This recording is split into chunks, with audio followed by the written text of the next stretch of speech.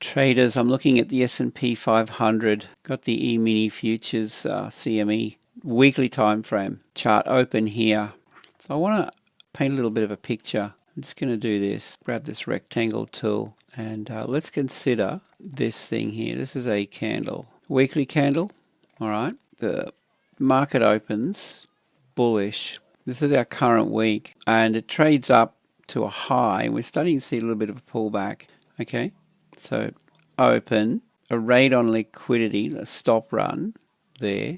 The trend for the week, and the high, of course, and then the pullback. So the high, I mean, is that where we land? Let's have a look at this on the daily time frame. All right, so now the daily is giving us a little bit more of a red candle here. All right, so let's just consider this now a daily candle, and my idea with this is this is a bearish candle. So the daily candle opens, we see a little bit of a spike up, and then, you know, where does this close? If this is a bearish candle, where does it close for the day? That's the question. All right, so open, a little bit of a spike up, and then we get the low and the close. All right, so I'm thinking, you know, we see a bit more of a pullback.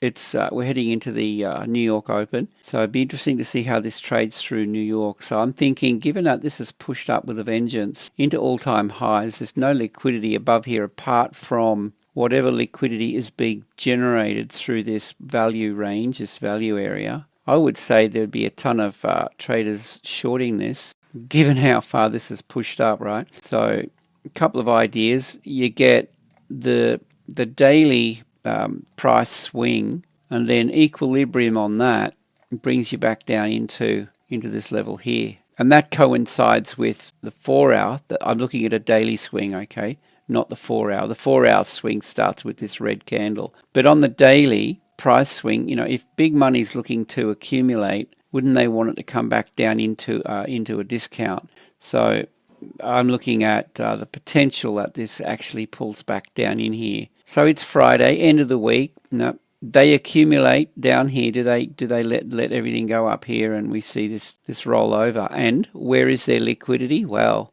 we've got a ton of retail traders buying with stop losses galore resting all through here. So this is right for the picking in terms of stop loss orders that are sitting under here. That, you know, if this trades back down into, that will give smart money the liquidity they need to pair their orders if they want to, you know, if they're going to be looking to go long. So, you know, and look, my rules of engagement, I don't get involved when price is overextended like this, right? It has to come back down to this 50%, well, at least down into this order block here for me to think about getting long. And I'd have to see, you know, price wiggle around and then break structure north for me to enter. But where is that going to occur, right? So I'm thinking, you know, possibly down in, you know, it could happen here, it could happen a bit lower, or it could look to target this imbalance. So we've got a bullish imbalance through here. So that would be a target for me to get long,